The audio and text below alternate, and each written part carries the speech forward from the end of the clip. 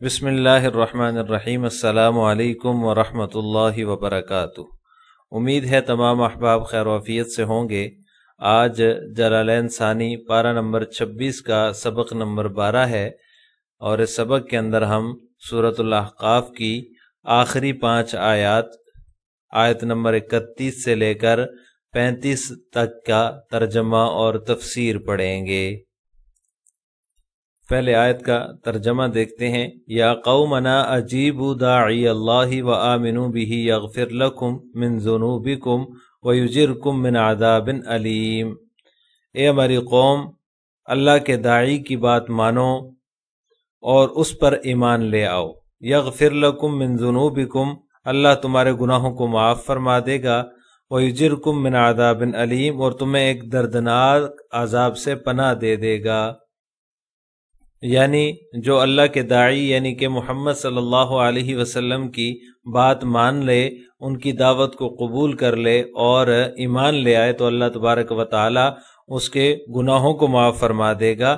یعنی کہ تمام گناہوں کو معاف تو اللہ تبارک و تعالی نہیں فرمائے گا، بلکہ حقوق اللہ جو ہیں ان کو معاف فرما دے گا، اور جو حقوق العباد ہیں وہ جس کا حق ہے صاحب حق سے معاف کروائے بغیر وہ معاف نہیں ہوتا، اس لیے حقوق اللہ معاف ہوتے ہیں، اور اللہ تبارک و تعالی اس کو دردناک عذاب سے جو ہے وہ پناہ دے دے گا۔ اب اس آیت کی تفسیر جلالین ملاحظہ ہو۔ یا قومنا اجیبوا داعی اللہ محمدن صلی اللہ علیہ وسلم الی الایمان، یہ داعی اللہ کا مصداق بیان کر دیا۔ اللہ تعالیٰ کے داعی کی بات مانو، یعنی کہ آپ صلی اللہ علیہ وسلم کی بات مانو، الی الایمان، جو وہ ایمان کی طرف دعوت دیتے ہیں۔ وآمنوا بہ یغفر لکم اللہ، وآمنوا بہ، اور ایمان لے آؤ، وہ تمہارے گناہوں کو بخش دے گا۔ یہ یغفرو کی ضمیر کا مرجع بیان کر دیا، کون بخش دے گا؟ اللہ بخش دے گا۔ من ذنوبکم، تمہارے گناہوں کو، ای بعضہا لأن منها المظالم ولا تغفر الا برضا اربابها۔ مصنف رحمہ اللہ تعالی نے اس کی تفسیر بیان فرما دی کہ بعض گناہ معاف ہو جائیں گے، کیونکہ جو حقوق العباد ہیں وہ جو ہے صاحب حق کی رضامندی کے بغیر جو ہے وہ معاف نہیں ہوتے، اس لیے اس کی تفسیر بیان فرما دی کہ بعض گناہ معاف ہو جائیں گے۔ وَيُجِرْكُم مِّنْ عَذَابٍ عَلِيمٍ، مؤلم جو علیم ہے اس کا معنی بیان کر دیا کہ دردناک عذاب سے وہ تمہیں جو ہے وہ بچا لے گا، پناہ دے دے گا۔ اس سے اگلی آیت ہے وَمَن لَّا يُجِبْ دَاعِيَ اللَّهِ فَلَيْسَ بِمُعْجِزٍ فِي الْأَرْضِ وَلَيْسَ لَهُ مِن دُونِهِ أَوْلِيَاءُ أُولَٰئِكَ فِي ضَلَالٍ مُّبِينٍ۔ اس آیت کا ترجمہ یہ ہے وَمَن لَّا يُجِبْ دَاعِيَ اللَّهِ، اور جو کوئی اللہ کے داعی کی بات نہ مانے، فَلَيْسَ بِمُعْجِزٍ فِي الْأَرْضِ،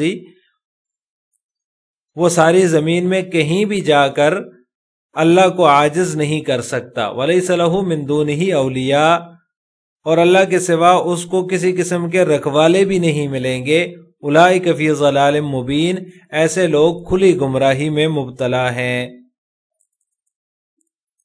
یہ جو آیت ہے وَمَن لَّا يُجِبْ دَاعِيَ اللَّهِ، اس کے بارے میں مفسرین فرماتے ہیں کہ یہ جنات کے کلام کا تتمہ بھی ہو سکتا ہے، جو پیچھے جنات کا کلام گزرا ہے، اور جملہ مستانفہ بھی ہو سکتا ہے، دونوں صورتیں اس میں ہو سکتی ہیں۔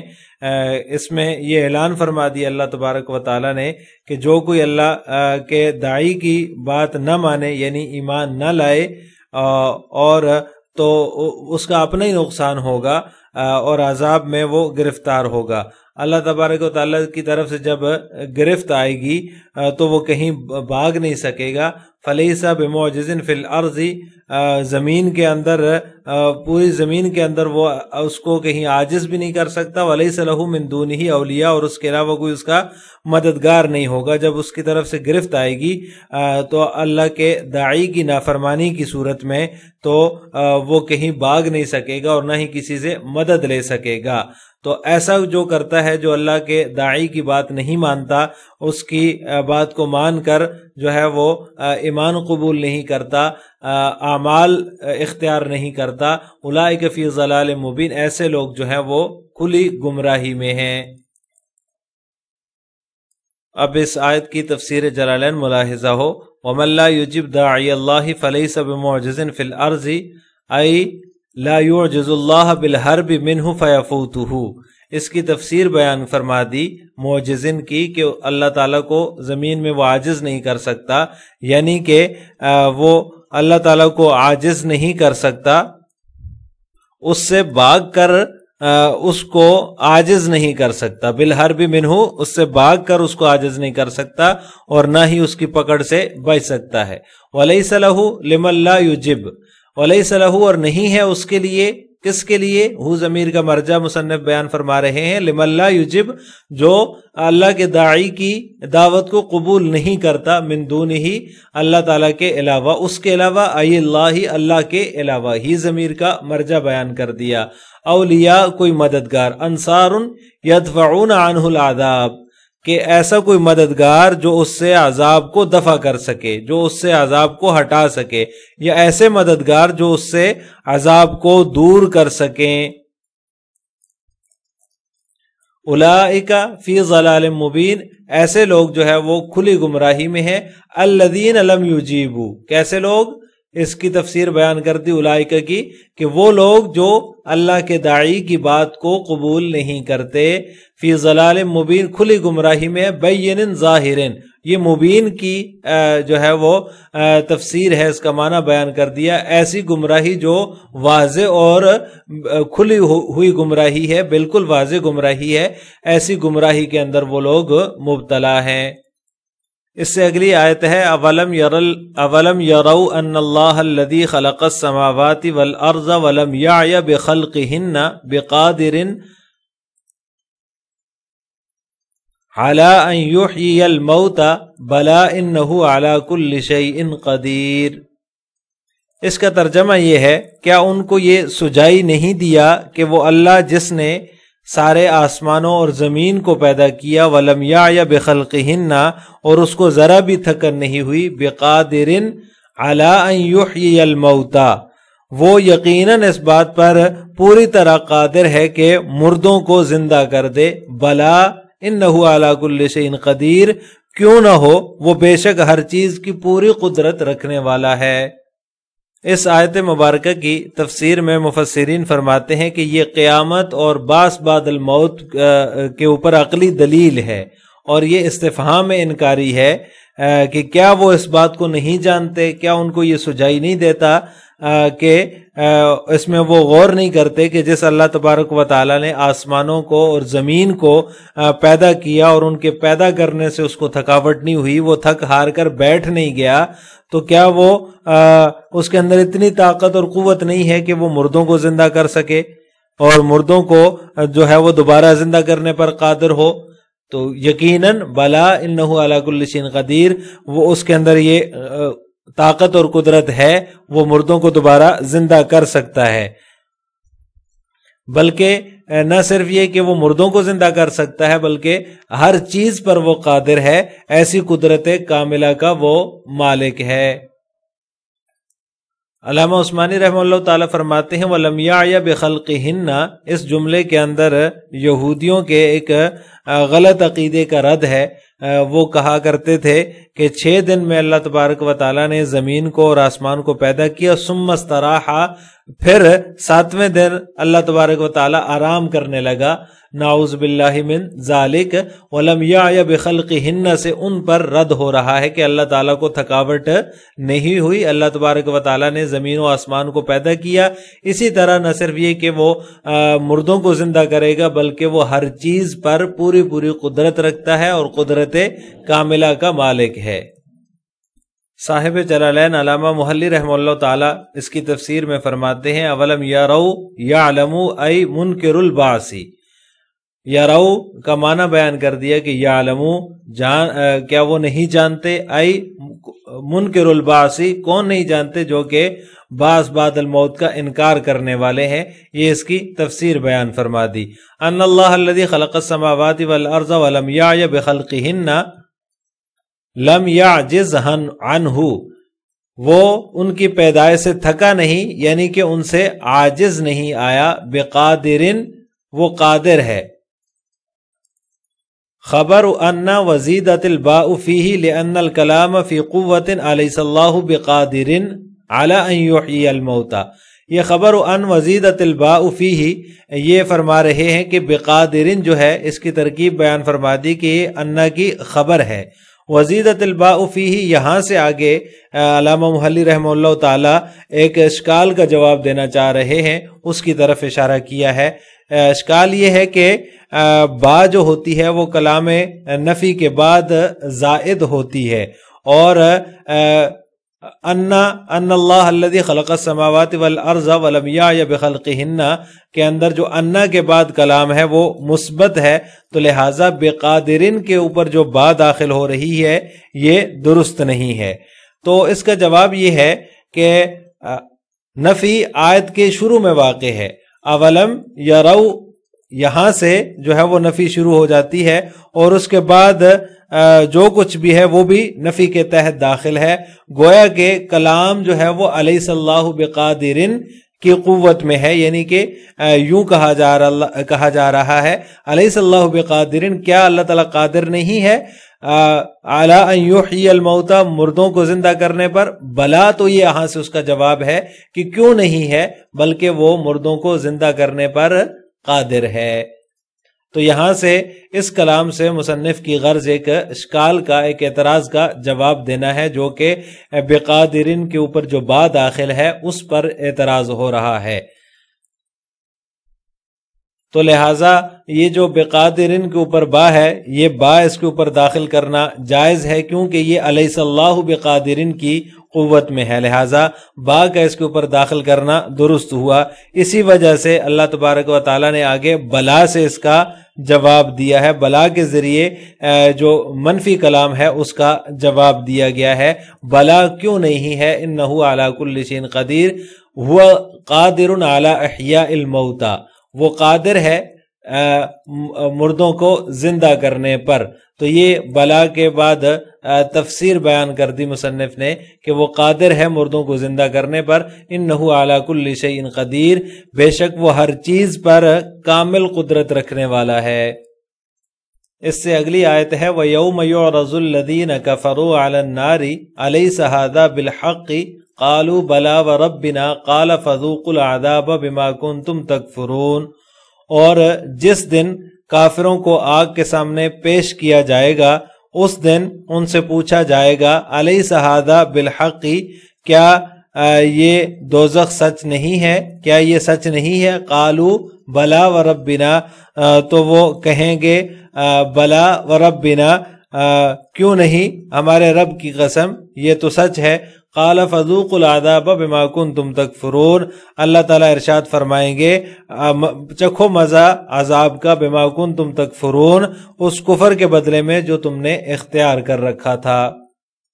اس آیت کی تفسیر میں مفسرین فرماتے ہیں کہ کفار کو یاد دہانی کروائی جا رہی ہے کہ قیامت کے دن جب اہل کفار کو آگ پر پیش کیا جائے گا، یعنی جہنم ان کے سامنے ہوگی، اس میں وہ داخل ہونے لگیں گے، تو ان سے یہ کہا جائے گا الیس ھذا بالحق، کیا یہ حق نہیں ہے؟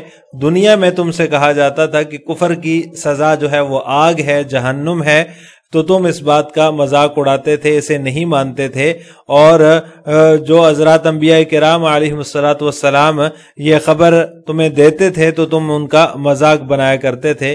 اب بولو کیا یہ آگ جو تمہارے سامنے ہے، اس کا سامنا جو تم نے کیا ہے، کیا یہ اس میں تم نے داخل ہونا ہے، تو کیا یہ حق نہیں ہے؟ تو وہ کہیں گے قالوا بلا وربنا، کیوں نہیں، واقعی یہ حق ہے، ہم مانتے ہیں، تصدیق کرتے ہیں. اور اس بات کو وہ قسم کھا کر کہیں گے بلا وربنا، رب کی قسم، ہمارے رب کی قسم یہ سچ ہے. قال فذوقوا العذاب بما کنتم تکفرون، تو اللہ تبارک و تعالی فرمائیں گے اس وقت تمہاری قسم اور تمہارے اقرار کا کوئی فائدہ نہیں ہے، لہٰذا تم اب اپنے کفر کی وجہ سے، جو تم نے کفر اختیار کر رکھا تھا اس کی وجہ سے جہنم کے عذاب کا مزہ چکھو. اب تفسیر جلالین ملاحظہ ہو وَيَوْمَ يُعْرَضُ الَّذِينَ كَفَرُوا عَلَى النَّارِ بِأَنْ يُعَذَّبُوا بِهَا يُقَالُ لَهُمْ، اس دن جب کافروں کو آگ پر پیش کیا جائے گا. کیوں پیش کیا جائے گا؟ اس کی تفسیر مصنف نے بیان فرما دی، بِأَن يُعَذَّبُوا بِهَا، کیونکہ ان کو جہنم کا عذاب دیا جائے گا، آگ کا عذاب دیا جائے گا. يُقَالُ لَهُمْ أَلَيْسَ هَذَا بِالْحَقِّ، يُقَالُ لَهُمْ، ان سے کہا جائے گا کیا یہ حق نہیں ہے؟ کیا حق نہیں ہے؟ ہذا التعذیب، یعنی کہ یہ عذاب جو ہے جہنم کا، کیا یہ حق نہیں ہے؟ قالوا بلا وربنا، تو وہ کہیں گے کیوں نہیں اے ہمارے رب. قال فذوقوا العذاب بما کنتم تکفرون، تو ان سے کہا جائے گا اس کفر کے سبب جو تم نے اختیار کر رکھا تھا، اب اس عذاب کا مزہ چکھو. اس سے اگلی آیت ہے فاصبر کما صبر اولو العزم من الرسل ولا تستعجل لهم كأنهم يوم يرون ما يوعدون لم يلبثوا إلا ساعة من نهار بلاغ فهل يهلك إلا القوم الفاسقون. اس کا ترجمہ یہ ہے کہ تم اسی طرح صبر کیے جاؤ جیسے اولو العزم پیغمبروں نے صبر کیا ہے. ولا تستعجل لهم، اور ان کے معاملے میں جلدی نہ کرو. کأنہم یوم یرون ما یوعدون لم یلبثوا الا ساعة من نہار، جس دن یہ لوگ وہ چیز دیکھ لیں گے جس سے انہیں ڈرایا جا رہا ہے. لم یلبثوا الا ساعة من نہار، اس دن یوں محسوس ہوگا جیسے وہ دن کی ایک گھڑی سے زیادہ نہیں رہے. بلاغ فہل یہلک الا القوم الفاسقون، یہ ہے وہ پیغام جو پہنچا دیا گیا، اب برباد تو وہی لوگ ہوں گے جو نافرمان ہیں. عزیز طلبہ، اس آیت کی تفسیر میں مفسرین فرماتے ہیں کہ اس آیت میں آپ صلی اللہ علیہ وسلم کو تسلی دی جا رہی ہے اور صبر کی تلقین کی جا رہی ہے کہ جب آپ صلی اللہ علیہ وسلم جو ہے وہ دعوت دیتے تھے تو لوگ ان کو جھٹلاتے تھے، تو اللہ تبارک و تعالیٰ کی طرف سے یہ تسلی دی جا رہی ہے کہ آپ صبر کیجئے، جیسا کہ اولو العزم انبیاء نے رسولوں نے صبر کیا ہے. تو اسی طرح آپ صبر سے اور ہمت سے کام لیجئے اور ان کے عذاب میں جلدی نہ کیجئے. یعنی جو ان کا عذاب ہے نافرمانی کی وجہ سے، اس میں آپ جلدی نہ کیجئے. جب وہ قیامت کے دن اس کو دیکھیں گے تو کہیں گے، ان کو ایسے محسوس ہوگا کہ دنیا میں وہ ایک گھڑی ہی رہے ہیں، دن کی ایک گھڑی کے برابر دنیا میں انہوں نے قیام کیا ہے. لہٰذا وہ لمبی زندگی جس میں انہوں نے مزے کیے ہیں، وہ عذاب کی وجہ سے ان کو ایک گھڑی کے برابر محسوس ہوگی، دن کی ایک گھڑی جیسے کہیں رکے ہوں اور پھر آگے چل دیے ہوں، اس طرح ان کو محسوس ہوگا. اب یہاں پر مفسرین فرماتے ہیں کما صبر اولو العزم، اولو العزم سے کون سے انبیاء مراد ہیں؟ تو بعض حضرات فرماتے ہیں کہ تمام حضرات چونکہ اولو العزم تھے، تمام انبیاء جو ہے وہ حوصلے والے تھے، تو اس سے مراد تمام انبیاء اور رسول ہیں. لیکن بعض حضرات نے پھر کچھ انبیاء کا استثناء کیا ہے، جیسا کہ حضرت یونس علیہ السلام کا استثناء کیا کہ وہ اولو العزم میں سے نہیں تھے، کیونکہ وہ اللہ تعالیٰ کی اجازت کے بغیر نکل گئے تھے. اور قرآن کریم کے اندر اللہ تبارک و تعالیٰ نے آپ صلی اللہ علیہ وسلم کو وَلَا تَكُنْ كَصَاحِبِ الْحُوتِ کہہ کر جو ہے وہ یہ فرمایا ہے. تو اس وجہ سے حضرت یونس علیہ السلام جو ہے وہ اولو العزم نہیں تھے. اسی طرح بعض حضرات فرماتے ہیں کہ اس سے مراد 18 حضرات ہیں، اور پھر سورہ نعام کی ایک آیت ہے وَتِلْكَ حُجَّتُنَا، اس میں ان حضرات کا ذکر اللہ تبارک و تعالیٰ نے فرمایا ہے، اور فرمایا اولئک الذین ھدی اللہ فبہداہ مقتدی، کہ اللہ تبارک و تعالیٰ نے ان کو ہدایت دی ہے، آپ بھی ان کی ہدایت کا اتباع کیجئے. تو لہٰذا اولو العزم سے مراد وہ 18 حضرات ہیں. حضرت ابن عباس رضی اللہ تعالیٰ عنہما سے مروی ہے، وہ فرماتے ہیں کہ اولو العزم جو حضرات ہیں ان سے مراد اصحاب شرائع ہیں، یعنی کہ جن کو شریعت عطا فرمائی گئی اللہ تبارک و تعالیٰ کی طرف سے، جیسا کہ حضرت نوح علیہ السلام تھے، حضرت ابراہیم علیہ السلام تھے، اسی طرح حضرت موسیٰ علیہ السلام اور حضرت عیسیٰ علیہ السلام، اور آخر میں نبی کریم حضرت محمد صلی اللہ علیہ وسلم. تو اس سے مراد اولو العزم سے مراد یہ اصحاب شرائع جو پیغمبر تھے، جو رسول تھے، یہ مراد ہیں. بہرحال اولو العزم سے محققین کے نزدیک تمام انبیاء مراد ہیں، کیونکہ تمام انبیاء ہی اولو العزم تھے اور اہل ہمت تھے چونکہ تمام انبیاء، تو وہ سب کے سب اس سے مراد ہیں۔ تو اس صورت میں من الرسل کے اندر جو من ہے یہ من بیانیہ ہوگا، اور بعض حضرات نے اس کو من تبعیضیہ بھی قرار دیا ہے، تو اور بعض تبعیضیہ قرار دے کر انبیاء کو اس سے خارج قرار دیا ہے۔ بہرحال محققین کے نزدیک تمام انبیاء اس سے مراد ہیں۔ اب تفسیر جلالین ملاحظہ ہو، فاصبر علی عذا قومک، صبر کیجئے، کس پر صبر کیجئے؟ اس کی تفسیر مصنف نے بیان فرما دی کہ اپنی قوم کی طرف سے ایذا پہنچائے جانے پر صبر کیجئے، کما صبر اولو العزم ذو الثبات والصبر علی الشدائد، جیسا کہ صبر کیا اولو العزم نے۔ اب یہاں پر ذو الثبات والصبر علی الشدائد نکال کر مصنف نے اولو العزم کی تفسیر بیان فرما دی کہ اولو العزم سے مراد وہ لوگ ہیں جو ثابت قدم رہے، وہ انبیاء ہیں جو ثابت قدم رہے اور مصیبتوں پر، شدائد پر صبر کیا۔ من الرسول، رسولوں میں سے، قبل کا، جو آپ سے پہلے گزر چکے ہیں، فتکون ذا عزم ومن للبیان فکلہم ذو عزم وقیل للتبعیض فلیس منہم آدم لقولہ تعالی ولم نجد لہ عزما، ولا یونس لقولہ تعالی ولا تکن کصاحب الحوت۔ تو لہٰذا جیسا کہ آپ سے پہلے انبیاء نے صبر کیا تو آپ بھی صبر کیجئے، فتکون ذا عزم، تو آپ بھی اولو العزم میں سے ہوں گے۔ ومن للبیانی، یہاں سے مصنف رحمہ اللہ تعالیٰ کی غرض اس کی تفسیر بیان فرمانا ہے۔ ایک تفسیر کے مطابق مفسرین اس کو من کو بیانیہ قرار دیتے ہیں، اس صورت میں تمام انبیاء جو ہیں وہ چونکہ اولو العزم ہیں تو اس سے تمام انبیاء اور رسول مراد ہوں گے۔ اور بعض حضرات نے فرمایا کہ من جو ہے یہ تبعیضیہ ہے، تو لہٰذا اس میں آدم علیہ السلام نہیں ہوں گے، کیونکہ اللہ تبارک و تعالیٰ نے فرمایا وَلَمْ نَجِدْ لَهُ عَزْمًا۔ اللہ تبارک و تعالیٰ کے اس فرمان کی وجہ سے آدم علیہ السلام جو ہے وہ اولو العزم میں سے شمار نہیں ہوں گے۔ وَلَا یونس، اور نہ ہی حضرت یونس علیہ السلام جو ہے وہ اولو العزم میں شمار ہوں گے، کیونکہ اللہ تعالیٰ نے فرمایا وَلَا تَكُنْ كَصَاحِبِ الْحُوتِ، آپ صاحب حوت کی طرح مت ہوئیے، تو اس سے بھی آپ صلی اللہ علیہ وسلم کو منع فرمایا، تو اس لیے وہ بھی اولو العزم میں شمار نہیں ہوں گے۔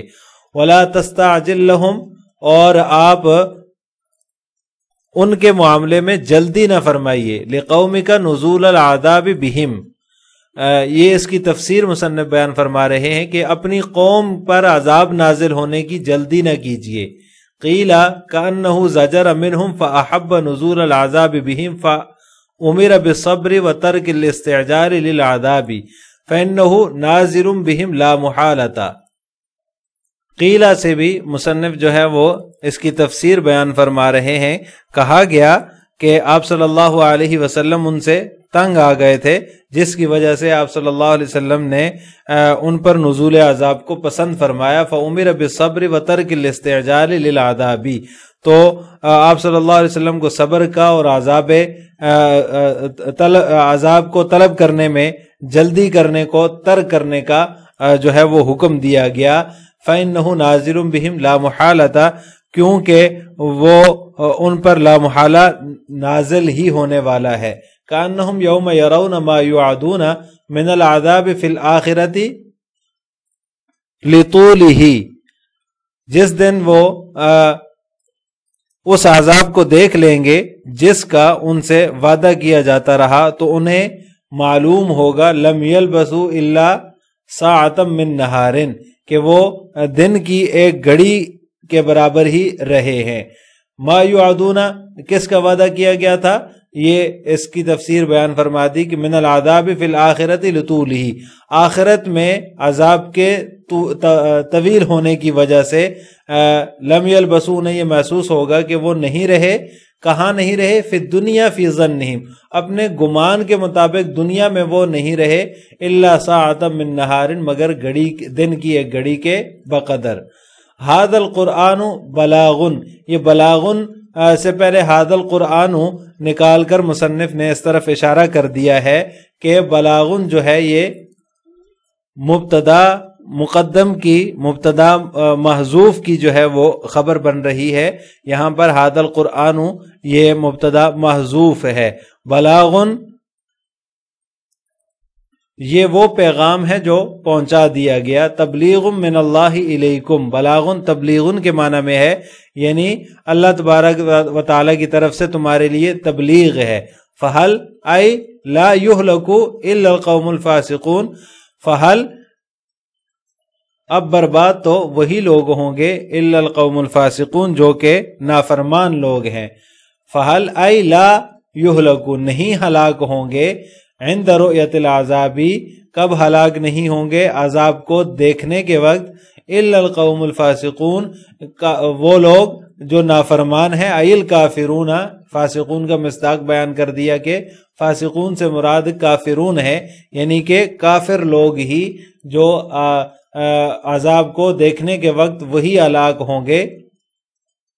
جب قیامت کے دن اس کو وہ اپنی آنکھوں سے دیکھ لیں گے تو ان کے لیے ہلاکت ہوگی، کیونکہ دنیا میں وہ اس کو جھٹلاتے رہے ہیں اور جب ان کو ڈرایا جاتا تھا تو وہ اس کا مذاق اڑایا کرتے تھے. اس لیے آخرت میں وہی لوگ یعنی کہ کافر لوگ ہی ہلاک ہوں گے. آخر میں آپ حضرات سے 2 سوال ہیں. نمبر 1، جنات کتنی مرتبہ آپ صلی اللہ علیہ وسلم کی خدمت میں حاضر ہوئے؟ نمبر 2، جنات میں کوئی رسول آیا یا نہیں؟ ان دونوں سوالوں کا جواب آپ نے کمنٹ باکس میں دینا ہے.